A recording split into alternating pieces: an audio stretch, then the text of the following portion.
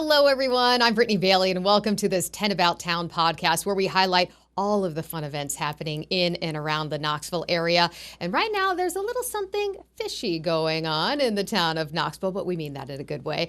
We are talking about the Bassmaster Classic, back for another year. And Kim Bumpus, president of Visit Knoxville, is joining us to talk more about this. This is a big win for Knoxville once again to get this event. Let's talk about it. Oh, it's a huge deal. This is the Super Bowl of fishing, and we love it. And this is the third time we've hosted it in 7 years. So it was here in 2019, 2023, and now it's back, and it's going to be even bigger and better this year. So we're so excited. So for people who maybe aren't into fishing and don't really know what it's about, what happens when people come here? Do they just sort of go on the river and fish, or there's a lot more involved? I mean, this is a huge event. We're talking about over 163,000 people over 4 days. We're talking about blast-offs on the river where all the anglers go out and fish, and everyone comes out to watch them take off down the Tennessee River. We have a huge fishing expo, which is why a lot of people come. They want to shop and do all the fun things at the Convention Center and the World's Fair Exhibition Hall.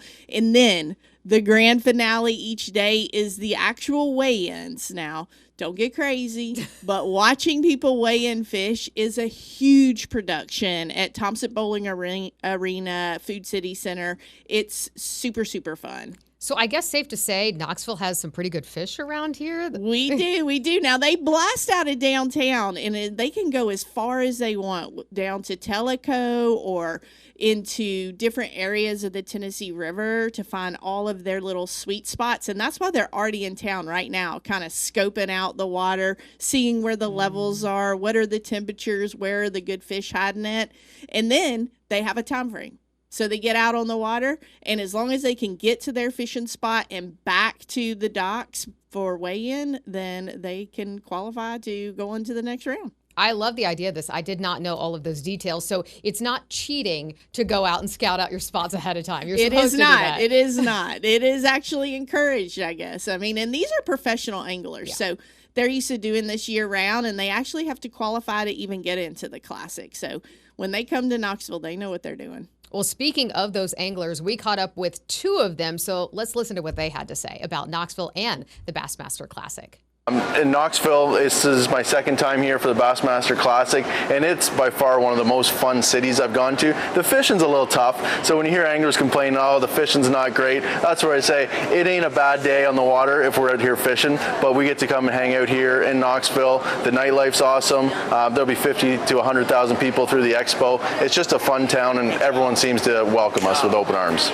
It's awesome. I mean, this is a tournament that I've wanted to get to for so long, and yeah, to be able to finally get here now is unbelievable. It's the biggest tournament in the whole world, so to be able to fish against the best in the world is truly unbelievable. Having this many people in town, I'm sure, creates a huge economic impact as well. It really does. It sells out all of our hotels, which is fantastic. We book over 30,000 room nights through this event, which produces over 30 million plus in economic impact. What we really do as Visit Knoxville, though, is just look at those 160 plus thousand people, and we see how they shop, what they're buying, where they're staying, and then try to tell the story through tourism spending that's actually tracked by the state. So it's real tax dollars.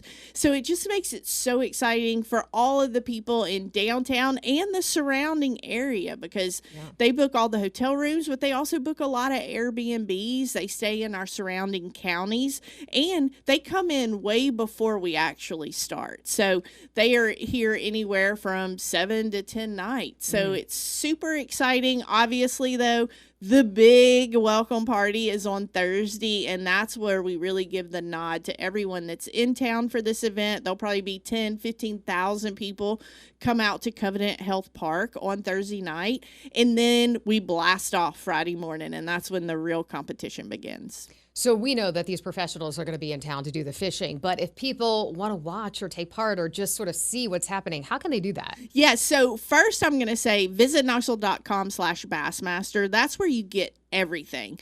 But I'm going to also give you kind of like a little overview for everyone that's listening. This is how you kind of plan your day around everything. So first, come out Thursday night, 5 to 8 p.m. at Covenant Health Park. We're going to have fireworks. There's going to be celebrity anglers and a little mock weigh-in, which is going to be super fun. We also have Deck of Hearts, which finished third on The Voice. They are fantastic band.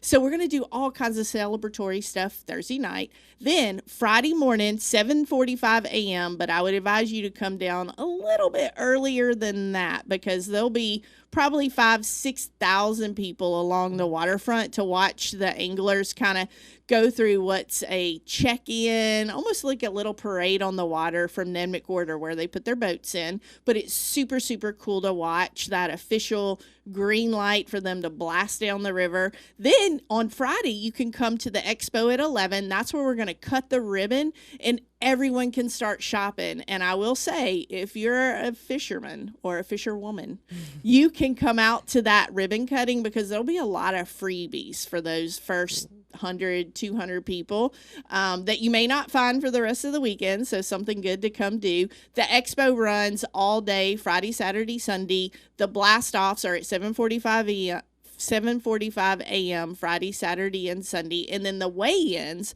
like I said, are at Thompson Bowling Arena. Doors open at 3. The welcomes will start at 4, and we start weighing fish right at 4:15. And when I talk about a production, it's a production. They pull these boats in with the anglers on them. They're holding their fish up. And for all of you fish lovers, no fish is harmed. We have these huge tanks behind the scenes that is sponsored by TVA, and we take care of all the fish after their weigh-ins. But there's indoor fireworks. There's all kinds of fun stuff. So, yeah, this is a spectacle. Even if, again, maybe you are not a fisher yourself, you can go and just be a part of all of this. And how does Knoxville prepare for something like this? I mean, this influx of people just all in this short amount of time. You know, it's a huge production, and we really couldn't do it without our great partnerships with the Knoxville Convention Center, the University of Tennessee, Knox County, the City of Knoxville Special Events. Like, we all have to come together as a community to support something this large that takes over that many venues within a 5-mile radius. And then it also creates compression because it's not the only event happening in Knoxville, right? So that gives all of our surrounding hotels and surrounding communities even a greater opportunity to drive rate at their hotels, to maximize revenue as it relates to who's going out to eat or what other events might be happening on top or in addition to the Bassmaster Classic. I think if anyone wants to watch kind of some of the ancillary events on social media, Bassmaster has a real great social feed right now, along with Visit Knoxville and the Visit Knoxville Sports Commission. But there's a lot of secondary things that you can be doing that some are sponsors of Bass, but some are just in addition to what we're doing this weekend. And if, again, people want to come out, is there a cost associated with some or any of these events? Actually, every single thing I've just talked about is free and open to the public. Now, you will have to wait in lines sometimes, and it is general admission seating at Food City Center or Thompson Bowling Arena. I never know how people are remembering what I'm talking about, so I just say it all. Yeah. And that is something that you do want to show up early for, depending on what kind of seat you want. But we've always been able to handle the entire crowd, but you'll probably see, you know, over 12,000 people-ish show up for the weigh-ins. And like I said, it's a huge production, and we'll have grand welcomes Friday, Saturday, and Sunday night. Obviously, Sunday being the most crowded because that's where we announce the winner of the Bassmaster Classic. And hopefully Knoxville will announce yet again that we'll have the largest attendance numbers ever. So that's what we're banking on. And what does the winner get? Is this bragging rights or? I mean, the Classic is the Super Bowl of fishing, so yeah. they get all kinds of stuff. And just like if you think about golf tournaments and how the PGA Tour works, these anglers, they vie for this, and they get this huge trophy, and they get all the things that come along with that, with their sponsors and money and just all the things for their profession. So it's a big deal, and we're super excited for this year. great. And you mentioned the website earlier. Anything else people should know, or can they find all that info on the website and repeat it once They again? can find everything on the website that I just kind of rattled off, and that's visitknoxville.com/Bassmaster. And it's going to take you everywhere you need to be. And I think another really fun thing that's happening over the weekend is we also have One Knox's home opener on that Saturday night of the Classic. The really cool part about that is that the weigh-ins will be done. So everyone can enjoy Bassmaster Classic, weigh in, and then that game, because I know we're going to have some crossover promotion with both of those happening at the same time. So super exciting. And, you know, you'll find all of us at Visit Knoxville at that opening party. So just grab us and we'll tell you exactly where you need to be and what you need to do. Well, it definitely sounds like Knoxville is the place to be this weekend, but we also have something fun happening in Sevier County. Take a listen to this. Spring is arriving in East Tennessee just like clockwork. There are plenty of events going on in the area in March, including in Pigeon Forge. Dollywood kicks off its 2026 season March 13th with the I Will Always Love You Festival. That festival celebrates the stories behind some of the legend's most beloved songs through music, color, and spectacle. Every corner of the park will be touched by the boundless love, creativity, and warmth of the singer herself. The I Will Always Love You Festival runs through April 12th. Well, we have talked a bit about the Bassmaster Classic happening this weekend, but next weekend there is another fishing event, and this one is very near and dear to our hearts. So joining me now to talk more about this is John Kerr with the Greater Knoxville Sertoma Club. John, thanks so much for being here. Thank you for having me. So this is the Bill Williams Memorial Fishing Tournament. Well, let's go back. How did this tournament all get started? Well, his son-in-law, 6 years ago, at that time, he was Wes Thomas. He was in a Sertoma club. We've actually merged a couple of clubs together to get where we are now. But his father-in-law was a fisherman, Bill Williams, and he approached him and said, "Would you consider letting us use your name to help promote a fishing tournament?" And Bill said, "Absolutely." So from that point on, he's just been completely behind us ever since that point. He's been to every tournament except one when he was sick one year, and even last year when he was 90, we actually celebrated his 90th birthday at the fishing tournament. We had a big singing happy birthday, get a bunch of fishermen around singing happy birthday to Bill. It was really pretty cool. I was going to say, that must have been a sight to behold. Yeah, a little bit. But, well, tell me about Bill's love of fishing, because he loved to fish himself, right? He did. You know, he never fished in our tournament. I guess that would have been awkward for him to do that. But my understanding is he was, enjoyed it so much, and I think that was just a reason why he wanted to be around it. You know, he came in and helped us promote it every year, and he's just such a great man. It's hard to describe what all he meant to us as that leader for that group. I can't tell you much more about his fishing. I know he enjoyed doing it. I think he was more recreational fisherman. I don't think he was ever a bass fisher tournament person, but anyway, the fact that he loved it was enough for us. And you kind of hinted at this, but what did it mean to have not only his name, but his, dedication to being at your event? What did that mean for making this a success? Well, it meant a lot to us because, just there's no more of a quality person as him anyway. We associated ourselves with really good sponsorships. He was one of our sponsorships is Friends of Tennessee's Babies with Special Needs, and Bill has been very involved with them over the years. He was always coming to MC their events. I was on their board. But, he just had a heart for all these different projects that we were involved with. And so that was one of the things. He just wanted to help with that. The blessing that we had for him was in his early years, he would come out in the morning, and we have, I don't know if you're familiar with fishing tournaments, but these guys show up at 4 in the morning. Yeah. And so we have to be there ready for them. Bill wouldn't necessarily get there at 4 in the morning, but he'd be there before daylight. And at the beginning, I don't know if you probably remember, Bill was a pastor, and he would literally get on one of the boats in the morning before we shot. It's called where they shot off, and he would ride on a boat and stand at the front with a bullhorn and say a blessing before everyone. And we still have that done. It's our tournament director does that, but that was special. That was special, and everybody appreciated it for sure. Well, this, of course, all is with the Greater Knoxville Sertoma Club. For people who aren't familiar, tell us about the club.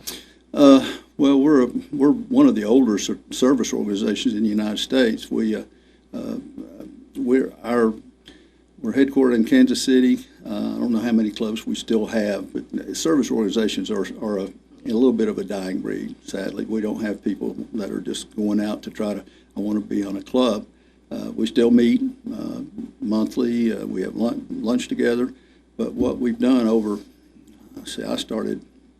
I've been almost 50 years.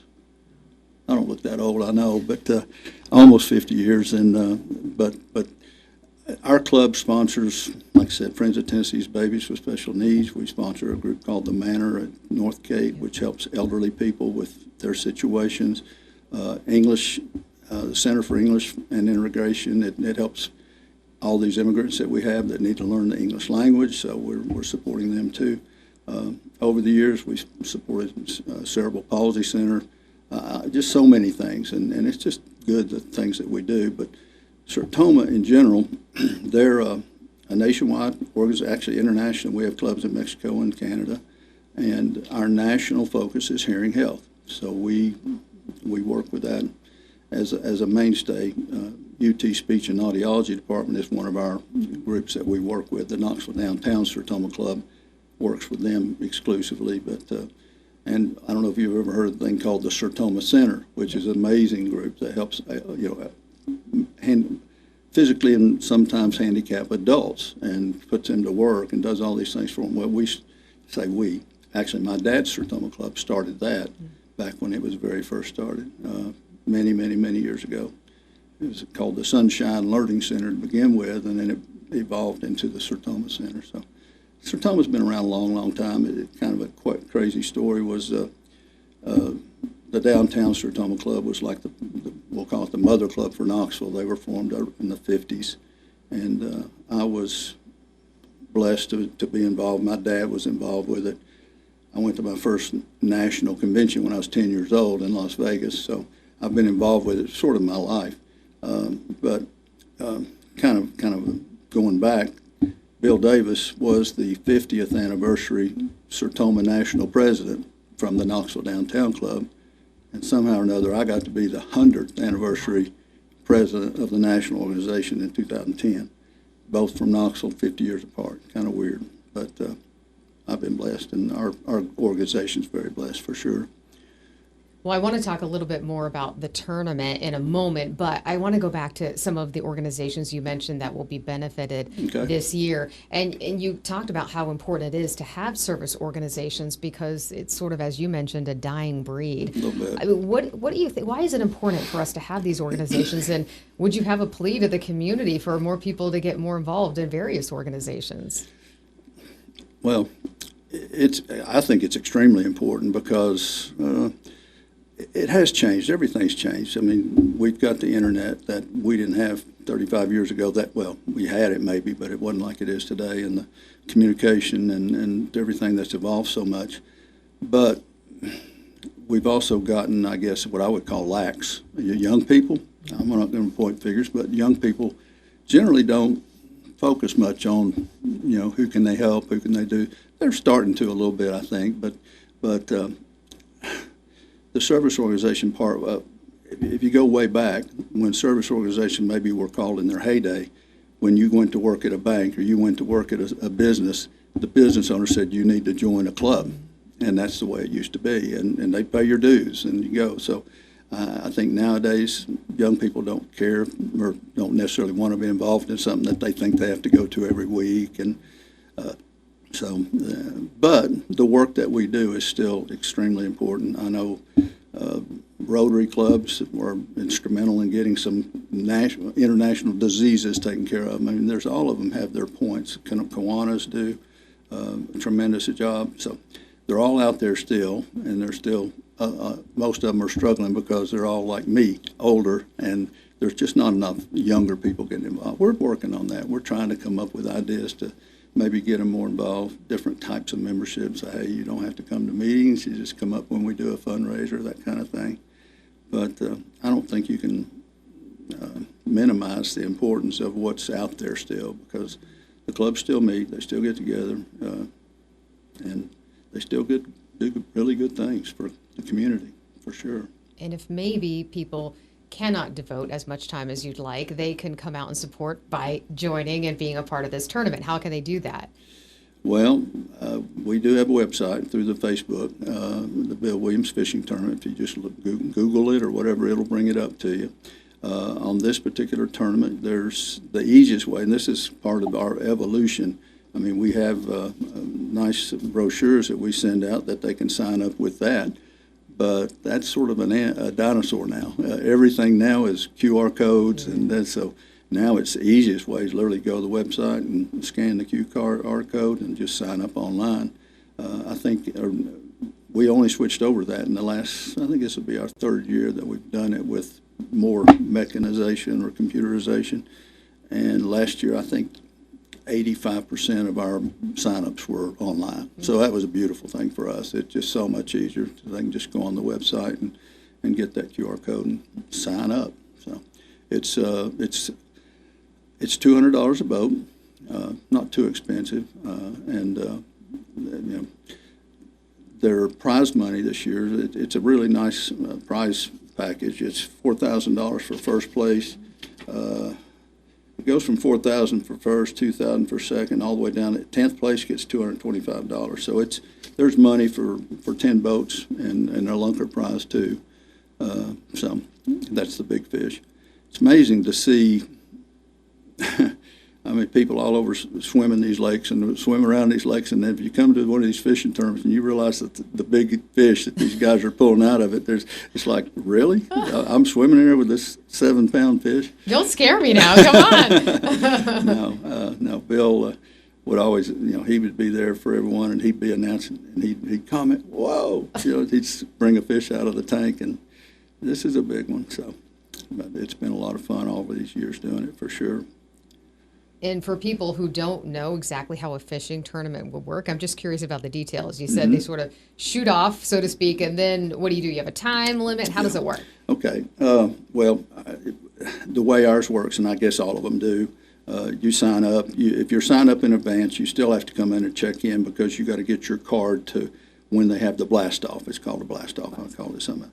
And then so you go out in tiers. You got the first 25 boats, second 25 boats, third, and they're like 15 minutes apart. And so they come back in the same order. So we try to get them all back and I'll say when we shoot off or we blast off, it's what's called safe first light.